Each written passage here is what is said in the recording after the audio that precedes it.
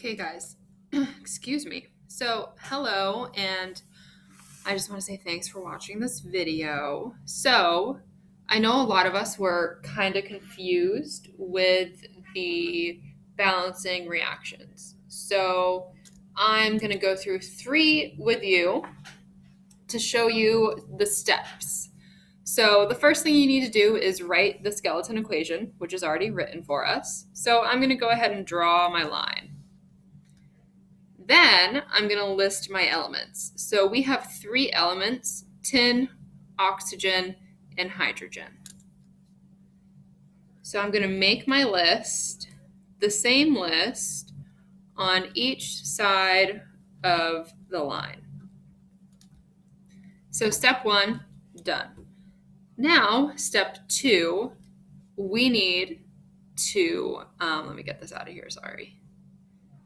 We need to count our atoms. So I have 1 tin atom. There's no subscript, meaning there's only 1. I have 2 oxygen atoms, and I have 2 hydrogen atoms. So now for my product side. Again, I have 1 tin. I'm going to have 2 hydrogens. And over here, I only have 1 oxygen. So now I need to balance this. So I'm going to start with my oxygen because everything else is balanced. So I have 2 over here. So I'm going to add a coefficient of 2 in front of my water because this gets distributed. So 2 oxygens now, and 2 times 2 will give me 4 hydrogens. So now my tin is good, my oxygen is good. Now it's just my hydrogen. So I have 4 on this side. So to get 4 over here, I'm going to add a coefficient of 2 because 2 times 2 gets you 4. And we're balanced. So this equation, done. Balanced, perfect. Where there is no coefficient, there is really a 1. So if you want to, you can add the 1, but you don't have to. Let's look at the next one. So here we have another reaction already written out. So we're going to start by drawing our line and making our list. So we have iron, bromine, hydrogen, sulfur, and oxygen. So make sure you keep your list on each side of the line in the same order so you don't get confused. Now we're going to count. 1 iron, 2 bromines, 2 hydrogens, 1 sulfur, there's no subscript, and then 4 oxygens. Now for the product side. 1 iron, 1 sulfur, 4 oxygens, and then 1 hydrogen and 1 bromine.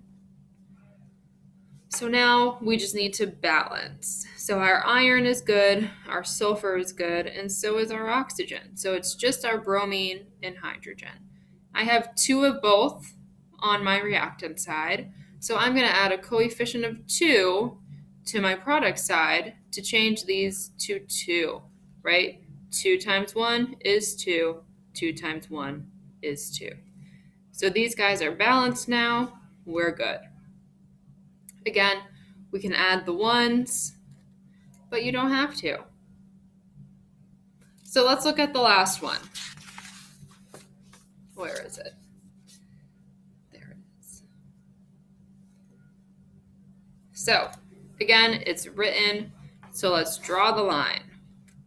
List the elements. We got some lead, some oxygen, hydrogen, and chlorine.